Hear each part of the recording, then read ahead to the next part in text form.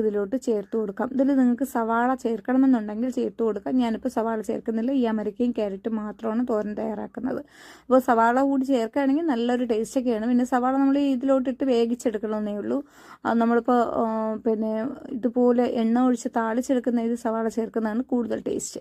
അപ്പോൾ ഞാനിവിടെ കൂടുതൽ സമയം ഈ അമരയ്ക്ക തോരൻ വയ്ക്കുന്നത് ഇതുപോലെ തന്നെ കേട്ടോ. തോരത്തിന് ആവശ്യമുള്ള അരപ്പ് തയ്യാറാക്കാൻ വേണ്ടി തേങ്ങ എടുക്കാൻ മിക്സിയുടെ ജാറിലോട്ട് തന്നെ എടുത്തിട്ടുണ്ട്. അതിലോട്ട് കുറച്ച് ജീരകം ചേർത്ത് കൊടുക്കാം. 1/4 ടേബിൾ സ്പൂൺ മഞ്ഞൾപ്പൊടി, ഒരു 1/4 ടേബിൾ സ്പൂൺ ചേർത്ത് കൊടുക്കാം. ഒരു ചെറിയ പീസ് വെളുത്തുള്ളി ഞാൻ അതിൽ വെച്ചിട്ടുണ്ട്. അപ്പോൾ നമ്മളിവിടെ വെളുത്തുള്ളിയും ജീരകവുമാണ് ചേർക്കുന്നത്. ചില സ്ഥലങ്ങളിൽ ചെറിയ ഉള്ളിയും പെരുജീരകവും ചേർക്കും.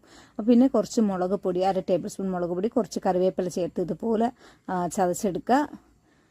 അതിനുശേഷം ക്യാരറ്റും കൂടെ ചെറുതായിട്ട് വെന്തിട്ടുണ്ട്. ഇനി നമുക്ക് നമ്മുടെ അരപ്പ് ഇതിലോട്ട് ചേർത്ത് കൊടുക്കാം. ഈ തേങ്ങ ഇത് ഇങ്ങനെ ഇരിക്കുന്നത് ഫ്രിഡ്ജിൽ നിന്ന് എടുത്ത തേങ്ങ ആയതുകൊണ്ടാണ് ഇതുപോലെ ഇരിക്കുന്നത്.